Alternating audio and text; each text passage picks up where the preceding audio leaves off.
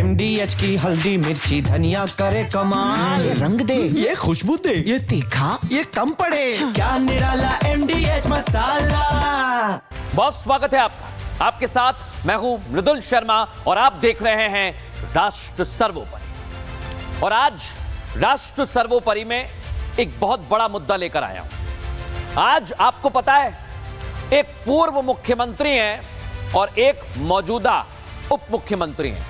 दोनों की जबरदस्त भिड़ंत हो गई है, जबरदस्त भिड़ंत हो गई है। और आज मैं राष्ट्र सर्वोपरि में उन दोनों से सीधी बात करने के लिए आया हूं, सीधी बात कर रहा हूं। और आप सुनिए दर्शकों, मैं बहुत कुछ कहने वाला हूं आज। इनके नाम आपको सबसे पहले बता देता हूं तो आप कनेक्ट कर पाएंगे। एक है कांग्रेस पार्टी से ताल्लुक रखने वाले छत्तीसगढ़ के पूर्व मुख्यमंत्री भूपेश बघेल, और दूसरे हैं बीजेपी से मौजूदा उप मुख्यमंत्री विजय शर्मा। लेकिन बड़ी बात क्या है, दोनों नेता अपने अपने काम से भाग रहे हैं। सुन लीजिए, अगर आप मुझे सुन रहे हैं तो आपको काम करना पसंद नहीं आ रहा है, आप काम से भाग रहे हैं। ये नेता वैसे तो कहते हैं कि हमें वोट दो, हमें वोट दो, हम काम करेंगे, लेकिन जब काम की बात आती है तो पता है ये क्या कर रहे हैं? इसकी टोपी उसके सर, इसकी टोपी उसके सर, यही कर रहे हैं ये लोग। एक नेता को तो जनता ने पहले ही सत्ता से बाहर कर दिया है, उनका नाम भूपेश बघेल है, और दूसरे अभी अभी पावर में आए हैं, डिप्टी सीएम है, लेकिन वो भी काम को लेकर अभी से सवालों में आ गए। अरे भाई, मैं सीधा आप लोगों से पूछ रहा हूं, आप लोगों को वोट किस लिए दिया गया है? इसलिए ही दिया ना, हमारी देश की जनता ने, कि आप काम करें। लेकिन नहीं, आप तो सोशल मीडिया चला रहे हैं, मोबाइल पर कमेंटबाजी हो रही है। आप करते रहिए कमेंटबाजी। अगर आपको यही कमेंटबाजी करनी है तो आज देश की जनता, छत्तीसगढ़ की जनता आपके हाथ जोड़ रही है कि आप रहने दीजिए, आपसे नहीं हो पाएगा, आपसे नहीं हो पा रहा है। और ऐसा मैं इसलिए कह रहा हूं दर्शकों, क्योंकि जनता पूछ रही है। आज आप लोग पूछ रहे हैं कि भाई हमारा काम कौन करेगा। तो ये नेता पता है क्या करते हैं? इधर का पासा उधर फेंकते हैं, इधर का पासा उधर फेंकते हैं, कहते हैं ये करेंगे वो करेंगे, इनका काम है उनका काम है। अरे आप क्यों उलझा रहे हैं भाई? आप मत करिए काम, कह दीजिए सीधे सीधे। आपको नहीं करना है काम तो मना कर दीजिए। और फिर ये भी मैं कहूंगा आज उप मुख्यमंत्री और पूर्व मुख्यमंत्री से कि अपने आप को सेवक कहना भी आप छोड़ दीजिए, क्योंकि आप सेवा नहीं कर पा रहे हैं। आप सिर्फ और सिर्फ टाइम पास कर रहे हैं। ये टाइम पास अब नहीं चलेगा। राष्ट्र सर्वोपरि में इसलिए कह रहा हूं मैं, अगर समस्या का समाधान करना है तो करिए काम। नहीं हो पा रहा है आपसे तो चले जाइए। यहां जनता बारिश से परेशान हो रही है। आप लोग मुझे बताइए, आप कितने परेशान होते हैं? शहर की सड़क ठीक नहीं है, ब्रिज नहीं बन पा रहा है, रेलवे की कई सारी दिक्कतें। आप किससे कहते हैं काम की? अरे नेताओं से ही तो बोलेंगे, क्योंकि आप लोग ही कहते हैं जब नेता आता है तो, कि जब भी काम होगा हम आपको याद करेंगे। लेकिन ये नेता आपको भूल गए। आपका वोट लेकर ये आपका एक भी काम नहीं कर रहे हैं। और आज मैं इसलिए मुख्यमंत्री पूर्व हैं और एक उप मुख्यमंत्री हैं, सीधे उनसे कह रहा हूं, ये पब्लिक है, ये सब जानती है। पब्लिक कह रही है कि अगर हमारी सड़क खराब है तो कौन बनाएगा? सार्वजनिक मंच पर ये लोग कह रहे हैं कि ये काम हमारा नहीं है, ये तो इनका है। ये टोपी ट्रांसफर करने में लगे हुए हैं। मैं फिर कह रहा हूं, एक आखिरी बात कह रहा हूं दर्शकों, इसके बाद इनकी पूरी फिल्म आपको दिखाने वाला हूं। एक उदाहरण आपको दे रहा हूं। जब भी आपके घर में कोई काम होता है और अगर घर का सदस्य कोई काम नहीं करता तो आप पलटकर क्या कहते हैं? कामचोर। कामचोर हैं ये लोग। लेकिन यहां तो जनता परेशान हो रही है, काम नहीं हो रहा, नेताजी अपने में लगे हुए हैं, सड़कों में गड्ढे बढ़ रहे हैं और आप झगड़ा कर रहे हैं। अगर आप लोग झगड़ा करेंगे तो राष्ट्र सर्वोपरि में आपको दिखाऊंगा, इसलिए दिखा रहा हूं कि कैसे आप जनता के काम से भाग रहे हैं। देखिए सर,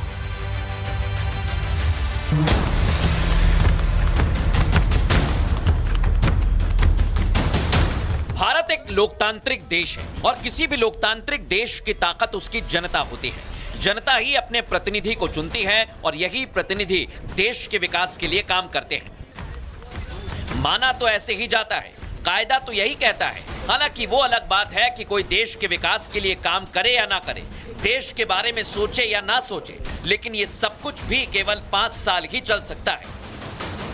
ऐसा ही कुछ छत्तीसगढ़ के पूर्व सीएम भूपेश बघेल के साथ भी हुआ। आज इनका नाम इसलिए लेना पड़ा क्योंकि राज्य के डिप्टी सीएम ने एक पोस्ट किया था, अवैध घुसपैठियों की जानकारी देने के लिए टोल फ्री नंबर जारी किया। लेकिन इस पर कुछ लोगों ने कमेंट किया।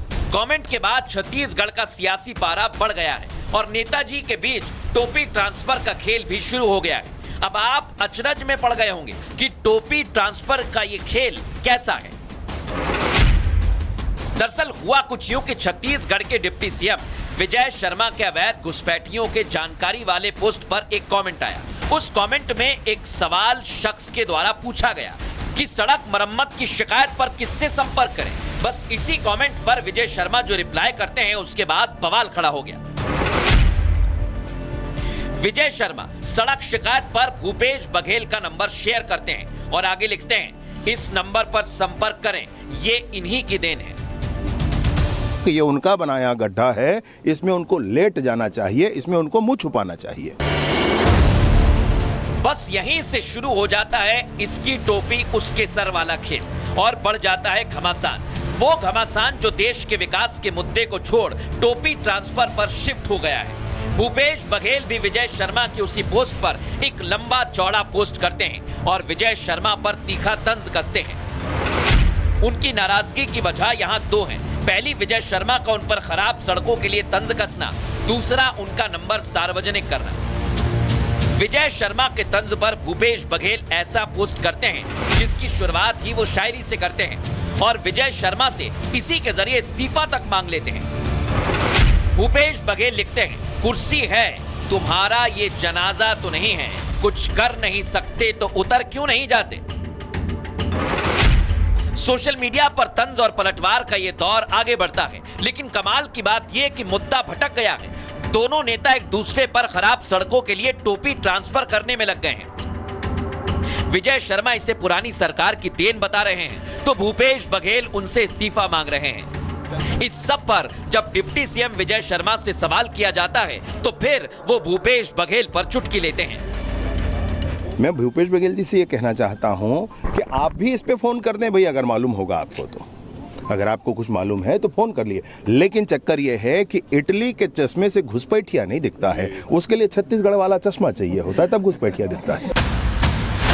अपने पोस्ट में भूपेश बघेल आगे लिखते हैं, कमाल है विजय शर्मा जी, आपके अधिकारी घुसपैठिए नहीं ढूंढ पा रहे तो आपको जनता के पास जाना पड़ रहा है।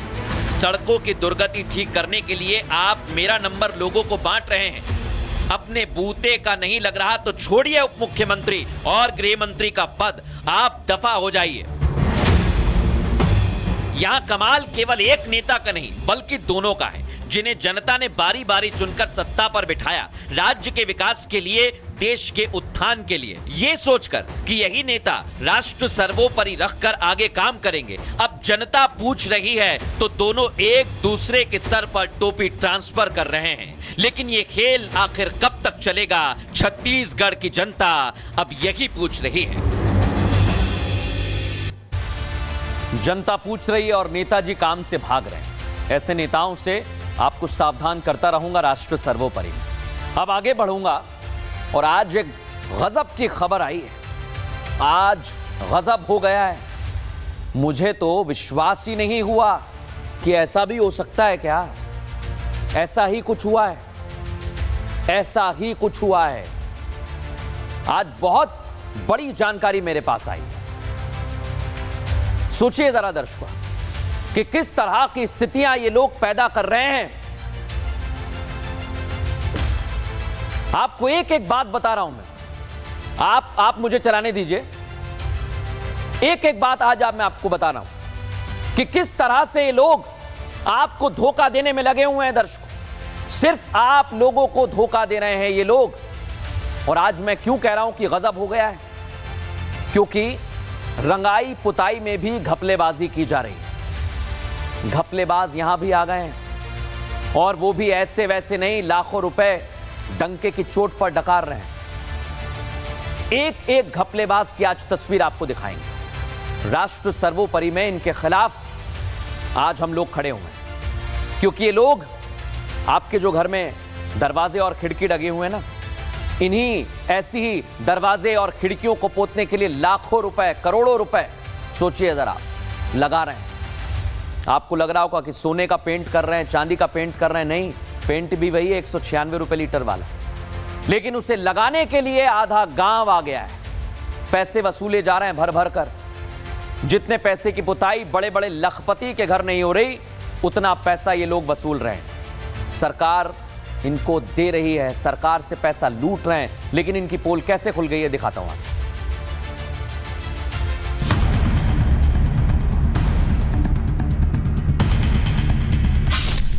ये खिड़की सोने की कीमत की है, ये दरवाजे हीरे से कीमती हैं, क्योंकि इनकी रंगाई और पुताई में सरकार ने लाखों खर्च कर दिए। ये कोई आम खिड़की दरवाजे नहीं है। इन खिड़की दरवाजों को पेंट करने में, लगाने में जितना खर्च आया है, उनके बिल अगर आप देख लेंगे तो शायद आपके होश फाख्ता हो जाए।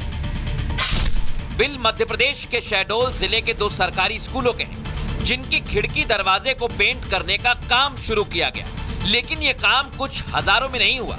इसके लिए सरकार ने लाखों खर्च कर दिए। या कहा जाए कि भ्रष्टाचार घोटाले का नकाब ओढ़े कर्मचारियों ने लाखों रुपए टकार लिए। चलिए पहले इस बिल को देखें।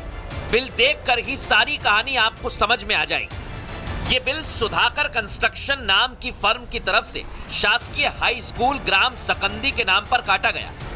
अब आप एक एक करके देखिए कैसे फर्जीवाड़ा स्कूल की मरम्मत के नाम पर हो रहा है।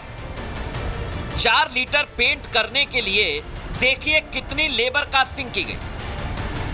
168 लेबर लगाए गए 4 लीटर पेंट करने के लिए। लेबर के साथ मिस्त्री भी लगे, वो भी कोई 1 या 2 नहीं, पूरे के पूरे 65। ये पूरा बिल बड़े सवाल खड़े करता है कि 4 लीटर पेंट को करने के लिए 65 मिस्त्री और 165 मजदूर लग जाते हैं, और बिल बन भी जाता है 1,06,984 रुपए का। लाखों का बिल बनता है, काम सा काम नहीं होता। इसलिए तो आखिर सवाल उठता है कि 4 लीटर पेंट करने में इतने लोगों का क्या काम था। अब इस दूसरे स्कूल की बिल कॉपी को उठाकर देखिए तो इससे भी बड़ा घोटाला निकलकर सामने आएगा।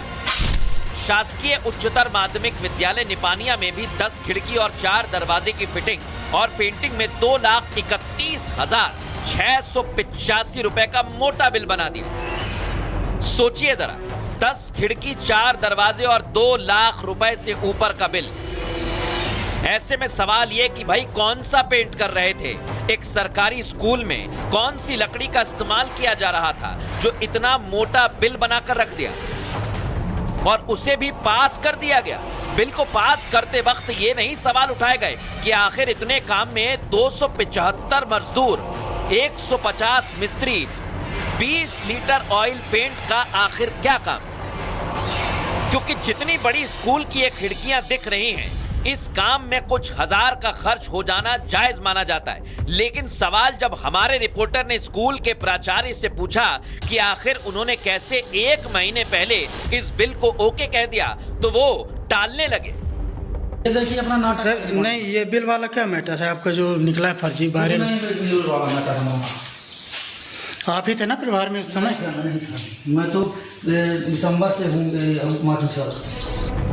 जवाब देने से भागते प्राचार्य जी ये खुद अपने हाव भाव से बता रहे हैं कि उनकी चोरी पकड़ी गई है। सिर्फ चोरी नहीं, अब मामला सामने आया तो बड़े बड़े अधिकारी भी जांच की बात कहने लगे।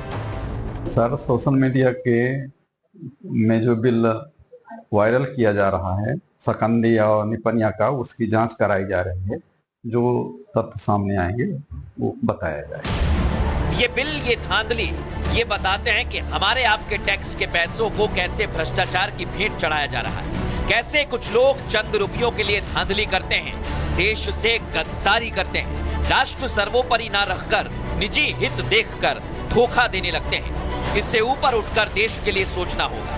देश को आगे बढ़ाना है तो काली कमाई पर लगाम कसनी ही होगी।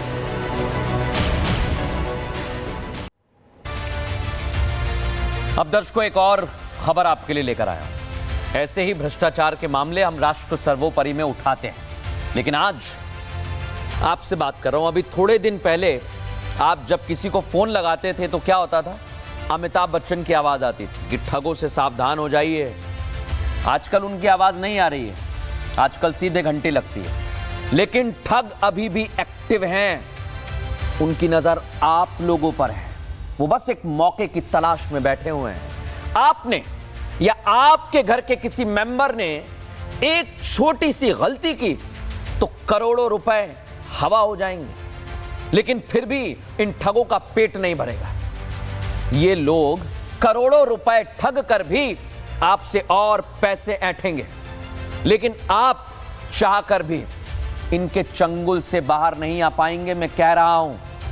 और आखिर में आपकी जान भी जा सकती है। हवा में कोई बात नहीं कह रहा हूं। एक बुजुर्ग इन ठगों का शिकार बने, सिर्फ पैसा नहीं गंवाया, उन्होंने अपनी जिंदगी खत्म कर ली है, जान से हाथ धो बैठे हैं। थोड़ी देर के लिए सोचिए, बहुत बड़ी बात कह रहा हूं। ये ठग सिर्फ पैसे नहीं ऐंठ रहे हैं, इनकी हरकत बढ़ती जा रही है। ये अब जान लेने पर आमादा हो गए, इसलिए आपको सावधान रहना होगा।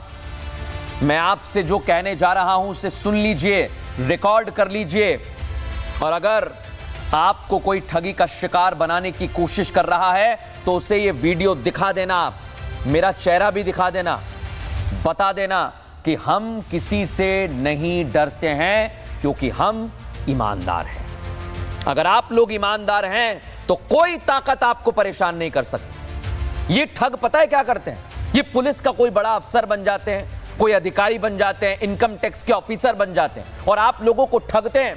लेकिन मैं कह रहा हूं, आप मत डरिए, आप लोग ईमानदार हैं। आपको अलग अलग भेष में ये लोग ठग रहे हैं, लेकिन आप बिना झिझक जानकारी दें किसी करीबी व्यक्ति को, तुरंत इसके बारे में इत्तला करें, तुरंत पुलिस से कांटेक्ट करें। कोशिश ये करें आप कि ठगों के जाल में ना फंसें, क्योंकि वो आपको फंसाएंगे, डराएंगे, लेकिन आपको डरना नहीं है, क्योंकि आपकी जान भी जा सकती है। ऐसा हुआ है, इसलिए आपको आगाह कर रहा हूं। कहां हुआ? मध्य प्रदेश के रीवा में। देखिए जरा।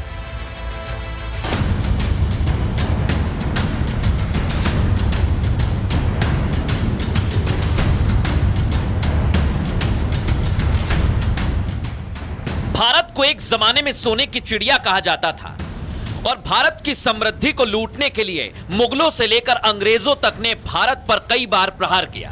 लेकिन अब समय बदल गया है और लुटेरों की लूट का तरीका भी बदल गया है। अब ठग डिजिटल ठगी करने लगे हैं। साइबर ठगी के मामले रोजाना बढ़ते जा रहे हैं और इन्हीं बढ़ते मामलों से सचेत करने के लिए भारत सरकार ने हर फोन कॉल से पहले 40 सेकंड तक सुनाई देने वाली अमिताभ बच्चन के वॉइस मैसेज को लगा दिया था। ये लोगों को साइबर फ्रॉड से जागरूक करने का एक माध्यम था। इस मैसेज में अमिताभ बच्चन की आवाज में लोगों को फर्जी कॉल्स, अनजान लिंक्स और ओटीपी शेयर ना करने और इससे जुड़े खतरों के बारे में जानकारी दी जाती थी। लेकिन इसके बावजूद भी ठगी करने वाले अपने काम में लगे हुए हैं। लोग भी सरकार की तमाम कोशिशों के बाद अलर्ट नहीं रह रहे हैं। इसी का नतीजा है कि मध्य प्रदेश के रीवा में साइबर ठगी का शिकार सरोज नाम के एक बुजुर्ग हो गए और साइबर ठगों की ब्लैकमेलिंग से इतना परेशान हो गए कि उन्होंने अपनी ही पिस्टल से खुद की जान ले ली। उन्होंने साइबर ठगों को उधार तक पैसे लेकर ट्रांसफर कर दिए, लेकिन उनकी मांग बढ़ती चली गई। 2 करोड़ कुछ रुपए आ रहा, तो जो डाला था तो उसने ये बोला कि पहले 500 रुपये डाल दीजिए, 520 रुपये, आपका पैसा नहीं लगेगा। फिर ये 7100 रुपये फिर डालें कल, हमको जानकारी नहीं थी।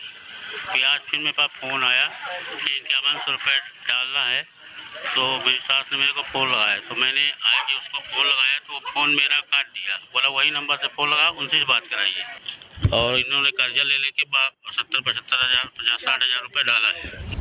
सरोज को साइबर ठग बार बार कॉल करते, वीडियो कॉल करते, उनसे पैसे मांगते, ब्लैकमेल करते। 50 से 60 हजार रुपए वो ठग चुके थे, लेकिन ठग गिरोह की मांग रुकने का नाम नहीं ले रही थी। वो कभी पुलिस की वर्दी पहनकर कॉल कर दे तो कभी साइबर ठग किसी बड़े अधिकारी का भेष बनाकर सरोज को परेशान कर दे। इन ठगों ने ज्यादा से ज्यादा पैसे ऐंठने के चक्कर में इतना दबाव बनाया कि जिस उम्र में लोग रिटायरमेंट लेकर घूमते फिरते हैं, भगवान का भजन करते हैं, उस उम्र में एक बुजुर्ग ने अपनी लाइसेंसी पिस्टल निकाली और खुद को मौत के घाट उतार दिया।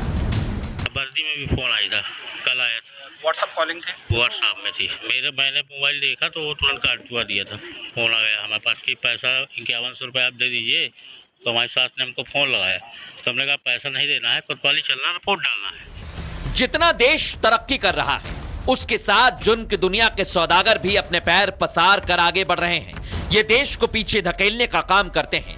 इसी से हम सबको सतर्क रहना है, क्योंकि हमारी सतर्कता ही हमारे साथ पूरे देश को फ्रॉड से बचाएगी। इसलिए तो सरकार मैसेज से लेकर वॉइस मैसेज के जरिए लोगों को सतर्क कर रही है, नए नए तरीके अपना रही है, क्योंकि हर एक नागरिक की तरक्की ही देश को विकसित बनाएगी। रीवा में बुजुर्ग की खुदकुशी के इस मामले में तो जांच हो गई है। एफएसएल की टीम ने घटनास्थल पहुंचकर तहकीकात भी शुरू कर दी है। दुबे जी हैं, उन्होंने अपने 12 बोर की लाइसेंस बंदूक से जो है स्वयं को गोली मार ली है।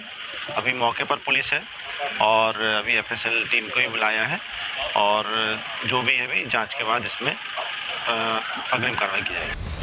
लेकिन इन मामलों से बचना होगा, सतर्क रहना होगा, सावधान रहना होगा। साइबर ठगी तेजी से देश को लूटने का काम कर रही है। घर बैठे बैठे लोगों को लूटा जा रहा है, लूट को अंजाम दिया जा रहा है। इनके जाल में आपको नहीं फंसना है, किसी भी लालच में आना नहीं है, डरना नहीं है, समझदारी से काम लेना है, आगे बढ़ना है और देश को आगे बढ़ाना है। अब दर्शकों, देश को आगे बढ़ाने के लिए आप लोग तो बहुत कुछ कर रहे हैं, मैं आपको सैल्यूट करता हूं, रोज आपकी बात करता हूं। और आज भी आपसे जुड़ा हुआ एक और मुद्दा है। आप बहुत सारे टैक्स देते हैं, हाउस टैक्स, इनकम टैक्स, बहुत सारे टैक्स देते हैं जो सीधे आपसे वसूले जाते हैं। लेकिन दर्शकों, एक महत्वपूर्ण बात आज आपको बताऊं, आपका ये पैसा पानी में बहाया जा रहा है। आप कहेंगे कि आप रोज इस तरह की बातें कहते हैं, लेकिन मैं आपको सबूत भी देता हूं। आप समझिए, सबसे अहम टैक्स आप पता है कौन सा देते हैं? Road tax. गाड़ी चलाने के लिए, आपकी गाड़ी ठीक ठाक चले, उसके लिए क्या चाहिए? अच्छी सड़क चाहिए।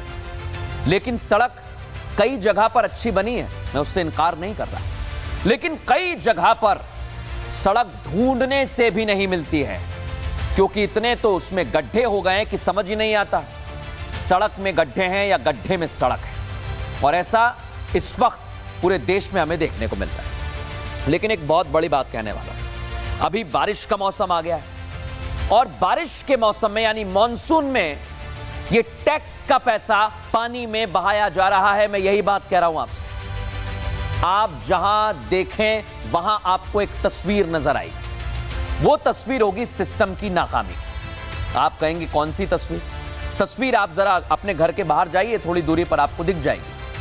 पानी भरा हुआ है कहीं ना कहीं, किसी गली में, किसी शहर में, किसी भी राज्य में चले जाइए, ये तस्वीर देखने को मिलेगी। बड़े बड़े शहरों में भी पानी भरा हुआ है। पानी भरने की वजह से सड़कें खराब हो रही हैं, मोहल्ले के मोहल्ले डूबे हुए हैं। ये क्यों डूबे हुए हैं आपको पता है? क्योंकि काम ही नहीं हो रहा है। बारिश के पहले काम किया जाता है, पानी जमा ना हो इसके निकासी के लिए व्यवस्था की जाती है, लेकिन कोई व्यवस्था नहीं हो रही है। आप कहेंगे कि बिल्कुल ठीक बात कह रहे हैं भाई साहब, बिल्कुल ठीक बात कह रहा हूं मैं। सड़क पर इसके बाद गड्ढे दिखने लगते हैं, पानी धीरे धीरे कम होता है। लेकिन आपको पता है, ये पानी हर साल आपकी कॉलोनी में, आपके गांव में, आपके शहर में, आपके घर के आसपास भरा हुआ है। लेकिन आप इसे नजरअंदाज कर रहे हैं, लेकिन अब नहीं करना है, क्योंकि आज मैं बताऊंगा ये लोग जो सिस्टम में बैठे हुए हैं ये काम नहीं करते हैं, इस वजह से पानी भरा हुआ है। बारिश हर साल आती है और ये भी हर साल सोते रहते हैं, आपके टैक्स के पैसे की बर्बादी करते हैं, ये आपका कोई काम नहीं करते हैं। आपको लगता है कि आपको सुविधा मिलेगी, आप अच्छे से ऑफिस जाएंगे, आपके बच्चे बिना पानी में भीगे हुए कॉलोनी से निकल जाएंगे पैदल पैदल, लेकिन ये होने नहीं दे रहे हैं, क्योंकि हर बार की एक कहानी, बारिश आई, पानी भर गया, घर के सामने पानी भरा हुआ है और सिस्टम सुधर नहीं रहा है। लेकिन उसी सोते हुए सिस्टम को जगाने के लिए मैंने राष्ट्र सर्वोपरि की मुहिम शुरू की है। जो लापरवाह अधिकारी हैं वो सुन लें, आपकी एक एक तस्वीर हमारे पास आ रही है देश भर से। आज भी कई इलाकों से तस्वीर आई है, बारिश की भी तस्वीर आपको दिखाने वाला हूं, और जहां जहां पानी भरा हुआ है और सड़क में कैसे गड्ढा हो गया है वो भी आपको दिखाऊंगा। लेकिन मैं बता दूं उन अधिकारियों कि हम अब राष्ट्र सर्वोपरि में मिलकर आप लोगों की पोल खोल रहे हैं, क्योंकि ये जनता के टैक्स का पैसा है। आपकी वजह से पैसा बर्बाद हो रहा है। हर जगह पर ये लोग अपने कर्तव्य से भाग रहे हैं। दर्शकों, अब इन लोगों को पहचानना होगा। कैसे, दिखाता हूं इस रिपोर्ट में।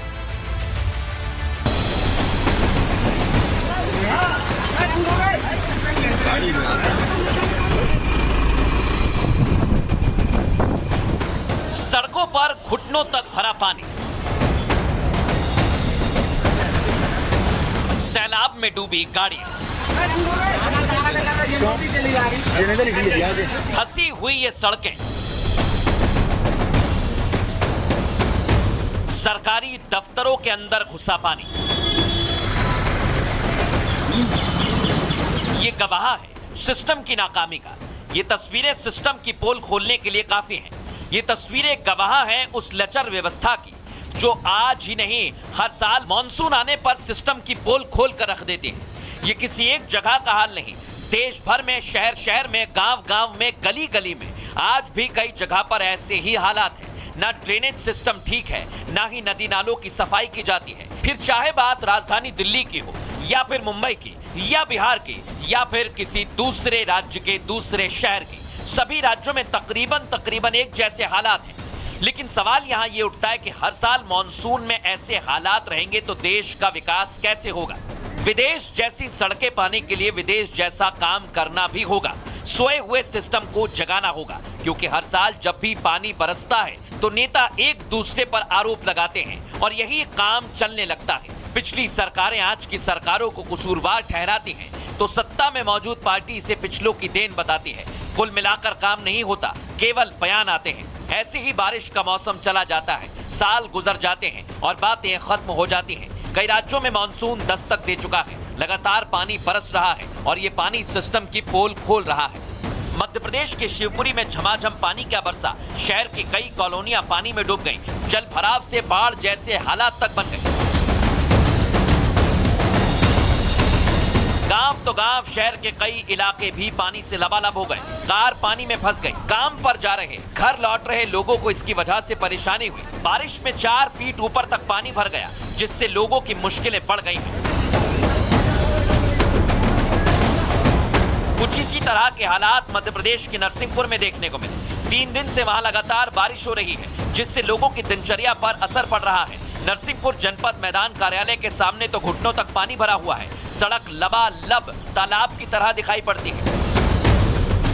हमारा गाड़ी गिरने वाला थी, हम बहुत परेशानी है। 3 दिन मान के चलो 3 घंटा हो गया था रोका है, तो बहुत परेशानी हो रही, जाने की बहुत तकलीफ हो रही है। ये लगभग 50 साल पुरानी पुलिया है, इसमें कभी मतलब ये नहीं हुआ है कि इसको सुधारा है। ये ऊपर से ही आप देख रहे हैं, ये हो जाता है, ऊपर से डामल कर दी गया है, बस यही है और कुछ नहीं है इसमें। यहाँ आने जाने को, अब यहाँ से क्या गांव वालों को भी अगर निकलना है तो 4 किलोमीटर घूम के आना पड़ रहा है। स्कूल नहीं जा पा रहे बच्चे यहाँ से।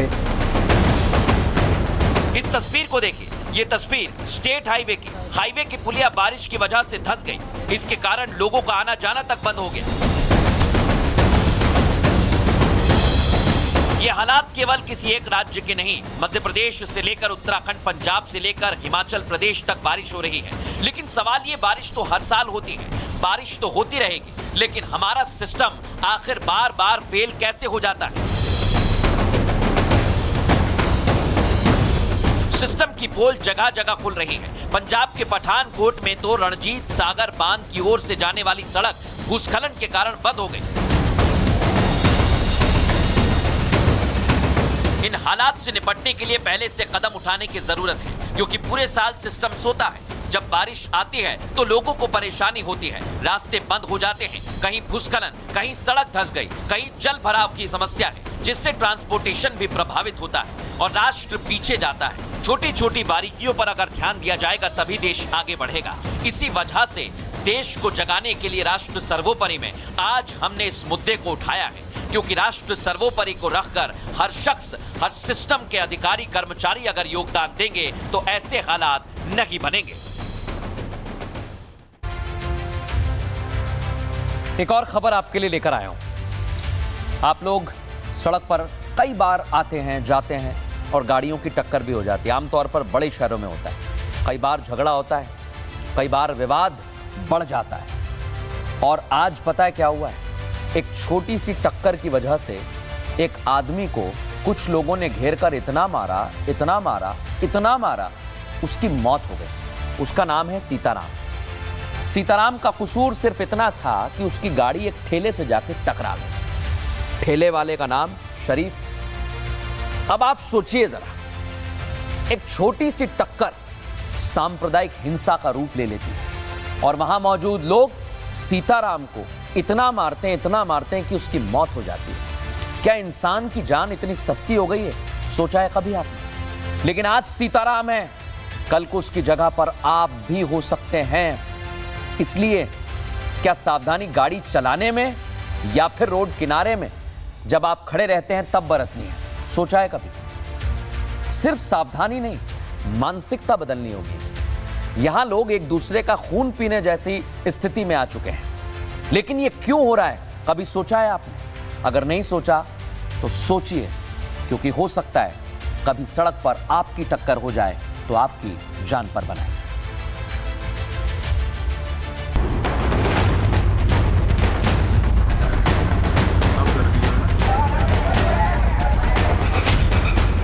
सड़क पर आप भी चलते होंगे, गाड़ी आप भी चलाते होंगे, पैदल भी सड़क पार करते होंगे, सड़क किनारे खड़े होकर सामान भी आप खरीदते ही होंगे। इन सभी भूमिकाओं में कभी ना कभी रहते होंगे। कभी आपकी गाड़ी भी दूसरे से टकरा गई होगी, कभी ठेले पर सामान लेते लेते आपकी टक्कर हो गई होगी या बच गए होंगे। कुछ ऐसा ही राजस्थान के भीलवाड़ा में हुआ। कार ठेले से टकरा जाती है, ठेले से टकराती है तो उस ठेले का सारा सामान नीचे गिर जाता है। ठेले का मालिक थोड़ी दूरी पर जाकर गिरता है। इसी के बाद वहां पर होता है बवाल। पहली गलती यहां गाड़ी के ड्राइवर की मानी जाएगी, लेकिन इसके बदले में अगर उसकी जान चली जाए तो यह घटना बताती है कैसे जरा सी बात पर सांप्रदायिक हिंसा फैलाई गई। लोगों की नाक पर गुस्सा बैठा हुआ है, गुस्सा भी इस कदर कि मरने मारने पर हर वक्त उतारू है। ये देश के युवाओं का हाल है। अगर देश का युवा ऐसा बनेगा तो उनका भविष्य कैसा होगा, इस पर विचार करने की जरूरत है। 25 साल का सीताराम ड्राइविंग सीट पर बैठा हुआ था। उसकी गाड़ी का संतुलन बिगड़ा और वो शरीफ के ठेले से टकरा गया। इसकी तस्वीरें आप देख सकते हैं। ठेले से गाड़ी टकराई, उस वक्त वहां भीड़ इकट्ठा हो गई। भीड़ में शरीफ के जानने वाले लोग जमा हो गए। वो सीताराम से मारपीट करने लगे, गाड़ी को पीछे धकेलने लगे। सीताराम को कार से बाहर खींचकर सड़क पर गिरा दिया। सीताराम से मारपीट की गई। सीताराम ठेले वाले शरीफ से हाथ जोड़कर माफी मांगता रहा, लेकिन उसकी कोई सुनवाई नहीं हुई। उसे इतना मारा कि उसकी मौके पर ही मौत हो गई।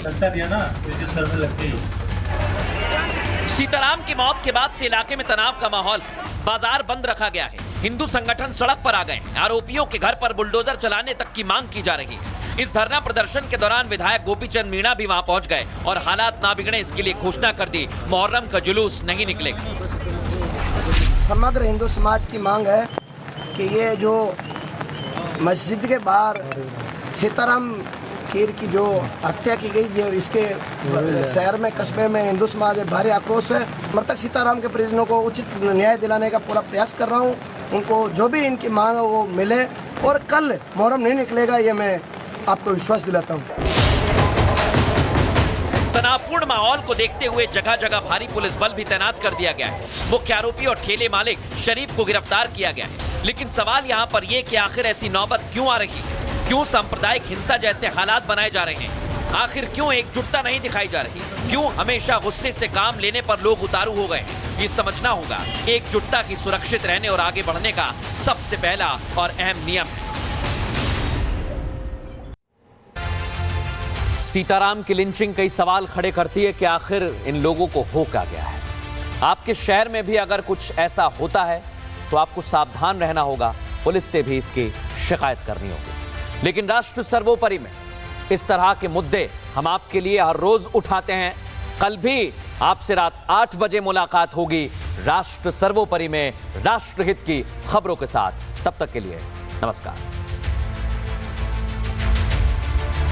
अब आया असली स्वाद। अब आया स्वाद। जब स्वाद के पड़े हो लाले तो MDH का चंकी चाट मसाला डालें। MDH का चंकी चाट मसाला। MDH